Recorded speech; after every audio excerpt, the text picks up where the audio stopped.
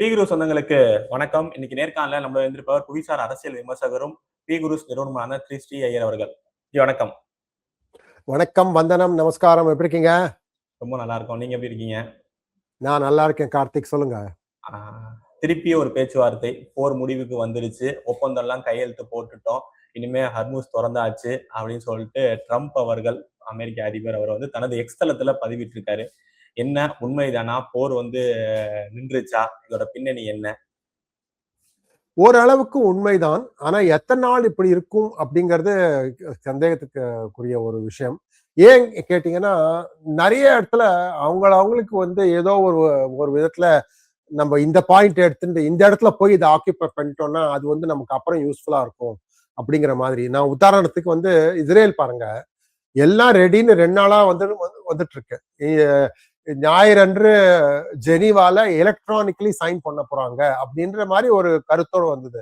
ஆனா என்ன பண்ணாங்க, இஸ்ரேல் நேத்திக்கு போய் பெரூட்ல ஒரு ட்ரோன் அட்டாக்ல போய் துவம்சம் பண்ணிட்டாங்க. அது ஏன் நடந்ததுன்னா அவங்க சொல்றாங்க, லெபனான்ல இருந்து ஹெஸ்புல்லா வந்து எங்க மேல தாக்கிட்டு அதுக்கு எதிராக பதில் தான் நாங்க பண்ணோம் அப்படின்னு. இதுல என்ன ஆயிடுச்சுன்னா, திருப்பி ஈரான் கொஞ்சம் பின்னால் போயிட்டாங்க. அவங்கள திருப்பி வந்து சொல்லி அவங்கள சமாளிச்சு இல்ல இதுமே பண்ண மாட்டாங்க அப்படின்னு சொல்ல வச்சு ஓரளவுக்கு இப்போ வந்து 19ஆம் தேதி ஐ திங்க் ஜெனீவால் தான் ஆக போறதுன்னு நினைக்கிறேன். சைன் ஏதோ ஆக போறது. ஏன்னா இப்போ ட்ரம்ப் வந்து G7க்கு ஆக போறாரு, பிரான்ஸுக்கு போறாருன்னு நினைக்கிறேன். இந்தியா மோடியும் அங்கதான் இருக்காரு இப்போ. ஸோ ஒரு விதமா இது நடக்கக்கூடிய சாத்தியக்கூறு இருக்கு. அதாவது 19ஆம் தேதி ஏதோ ஒரு ஒப்பந்தம் மாதிரி. ஆனா இந்த ஒப்பந்தம் வந்து பேப்பர்ல எழுதுறதா இல்ல காற்றில் எழுதுறதா அப்படிங்கிறது காலம் தான் சொல்லும். ஓபன் ஆயிடுச்சா இல்ல அது என்ன? அது திறந்துடுத்துங்க. அது திறந்துடுத்து. இன்ஃபேக்ட் திறந்துக்கு அப்புறம் இந்தியானுடைய முதல் கப்பல் வந்தது இந்தியா கப்பல் தான் வெளியேறிச்சு, முதல் கப்பல். ஸோ அது திறந்துடுத்து. இப்ப அந்த ஜெனீவால நீங்க சொல்ற மாதிரி ஒப்பந்தம் கையெழுத்து போடுற மாதிரி இருந்துச்சுன்னா, ஈரான் வந்து பல விஷயங்கள் வந்து கோரிக்கையா வச்சாங்க. எங்களுக்கு இது பண்ணி தரணும், டேமேஜோட காஸ்ட் தரணும் அப்படின்னு சொல்லிட்டு நிறைய கோரிக்கைகள் வச்சிருந்தாங்க. அதெல்லாம் ஏற்கப்படுமா இல்ல அதுக்கான விளைவுகள் எப்படி இருக்கும்? கார்த்திக், ஈரானுடைய $24 பில்லியன் வந்து வெவ்வேறு நாடுகள்ல வெவ்வேறு பேங்குகள்ல முடக்கப்பட்டிருக்கிறது சாங்ஷன்ஸ்னால. இது காலாகாலமா வந்துட்டு இருக்கு. அந்த பணத்தை முதல்ல நீங்க கொடுக்கணும் அப்படின்னு அவங்க வந்து இன்சிஸ்ட் பண்றாங்க. எனக்கு ஏற்க அதை கொடுப்பாங்கன்னு நினைக்கிறேன். எப்ப கொடுப்பான்னா, யுஎஸ் தரப்புல என்ன சொல்றாங்க அப்படின்னா, நாங்க உடனே உங்களுக்கு எதுவும் கொடுக்க மாட்டோம், நீங்க வந்து போக போக உங்களுடைய நடத்தையை பார்த்துதான் நாங்க கொடுப்போம். உதாரணத்துக்கு அணு விஷயம், அதாவது 400 கிலோவோ என்னமோ இருக்கு நியூக்ளியர் மெட்டீரியல், அதை வந்து நாங்க எடுத்து அதை துவம்சம் பண்றவர்களும் உங்களுக்கு வந்து பணம் ஒன்றும் வராது அப்படின்னு அதை வந்து குக்கி போட்டு வச்சிருக்காங்க. ஸோ பார்க்கணும் அது எங்க போய் போறதுன்னு. ஏன்னா அவங்களுக்கு வந்து இது வந்து நம்ம விட்லாச்சாரியா படம் நீங்க பாத்திருக்கீங்களா? விட்லாச்சாரியா படம் கேள்விப்பட்டிருக்கீங்களா? பாத்திருக்கேன். அதுல வந்து ஒரு வில்லன் இருப்பான். அந்த வில்லனுடைய உயிர் வந்து வில்லன் கிட்ட இருக்காது, 7 கடல் தாண்டி ஒரு பட்சியினுடைய இதுல இருக்கும், இதயத்துல இருக்கும். அந்த பட்சியை கொன்னீங்கன்னா தான் இவன் சோவான். அது மாதிரி ஈரானுடைய உயிர் வந்து இந்த அணு மெட்டீரியல், அதை லேஸ்ல கொடுக்க மாட்டாங்க அவங்க. ஸோ இதுதான் கடைசியில வந்து நிக்க போறது. இதுலதான் திருப்பி மீண்டும் ஒரு போர் உண்டாகிறதுக்கான சான்ஸ் இருக்கு. இதை சுத்தி பிளான் பண்றதுதான் நல்லது எல்லாருக்குமே. இன்னொரு ஒரு விஷயம் நம்ம பார்த்திருப்போம், நம்ம இந்தியர்கள் அந்த அமெரிக்கா தாக்குதல் நடத்தின அந்த ஆயில் டேங்க்ல வந்து 3 இந்தியர்கள் வந்து இறந்திருக்காங்க. அதுல மாறி மாறி குற்றச்சாட்டு வருது. அதிபர் ட்ரம்ப் அவர்கள் என்ன சொல்றாரு, அது ஈரான் தான் பண்ணாங்கன்னு. ஆனா ஈரான் என்ன சொல்றாங்க, இல்ல அமெரிக்கா தான் பண்ணாங்கன்னு. வெளியுறவுத்துறை அமைச்சர் திரு ஜெய்சங்கர் அவர்கள் வந்து அமெரிக்கா செக்ரட்டரி அவர்களை கூப்பிட்டு கண்டனமும் தெரிவிச்சிருக்காங்க. யாரு இதுக்கு காரணம், இதோட பின்னணி என்ன, இந்தியாவோட கண்டனத்துக்கு அமெரிக்காவோட ரெஸ்பான்ஸ் என்ன? இது பாருங்க, அமெரிக்கா வந்து தெள்ள தெளிவா சொல்றாங்க, இதுக்கு நாங்க ஒண்ணும் சொல்ல போறது இல்லை, அவங்க வந்து அது மீறினாங்க, அதுக்காக தான் இந்த பலன் அப்படின்னு. ஸோ கொஞ்சம் பின்னால போய் பார்ப்போம். இந்த கப்பல் யாருடைய கப்பல்? இந்த கப்பலினுடைய ரெஜிஸ்ட்ரேஷன் வந்து கினி பிஸ்ஸே அப்படின்னு 2 நாடு, அது ஒரு நாடுல வந்து ஆயிருக்கு. அது வந்து ஏதோ ஒரு இடத்துல இருக்கு, இந்தியால இல்ல. இதனுடைய ஓனர், இந்த கப்பலினுடைய ஓனர் வந்து லைபீரியா அப்படிங்கிற ஒரு நாட்டின் சிட்டிசன். ஸோ இதற்கும் இந்தியாவிற்கும் ஒன்றும் சம்பந்தம் இல்லை. ஆனா அங்க மர்ச்சன்ட் நேவி, அதாவது இப்ப எந்த கப்பல்லையும் வந்து இந்தியால இருந்து நிறைய பேர் வேலை பண்ணுவாங்க. அந்த மாதிரி பாக்குறவங்க அவங்கதான் வந்து அதுல வந்து சேதம் ஆயிருக்கு, அவங்கதான் இறந்துட்டாங்க. இன்னைக்கு 4வது ஒருத்தர் இறந்திருக்காரு அப்படின்னு ஒரு விஷயம் வந்திருக்கு. அது இந்த மாதிரி இல்ல, வேற மாதிரி பிரச்சனையில வந்திருக்கு. சோ இது மாதிரி பாக்குறச்ச அவங்க அமெரிக்கால என்ன சொல்லிருக்கலாம்னா, வருத்தத்தக்கது, இது மாதிரி வருத்தம் அளிக்கிறது, இது மாதிரி 3 பேர் உயிர் போனது அப்படிங்கிறத சொல்லியிருக்கலாம். சொல்லியிருந்தா ஓரளவுக்கு அது வந்து நார்மலா இருக்கும். அதனால என்ன சொல்ல வரேன் அப்படின்னா, இந்தியாவை நம்ம வந்து இந்தியாவுக்காக இந்த இன்சல்ட் இல்ல, அது வேற ஒரு நாட்டு. அதுக்காக தான் பாருங்க பிரதம மந்திரி ஒண்ணுமே சொல்ல இதை பத்தி.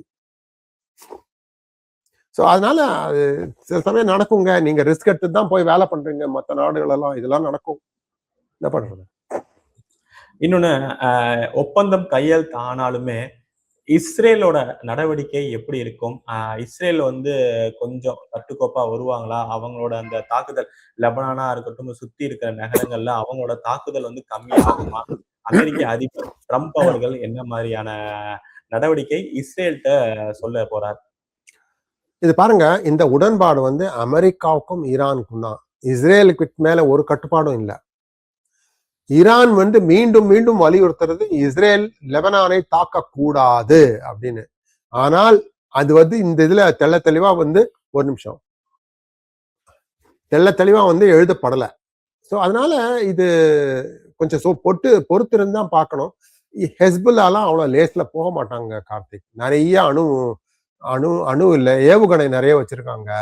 அதெல்லாம் வந்து கம்ப்ளீட்டா பிளாஸ்ட் பண்றவங்களும் ஒன்றும் போகாது. அங்க எங்கன்னு மறைச்சு வச்சிருக்காங்க. ஸ்கூல்ல, ஹாஸ்பிட்டல்ல, மக்கள் இருக்கிற இடத்துல, பப்ளிக் பிளேஸ்ல, பெரிய பெரிய பிளாட்ல எல்லாம் கீழெல்லாம் வந்து வச்சு பண்ணிருக்காங்க.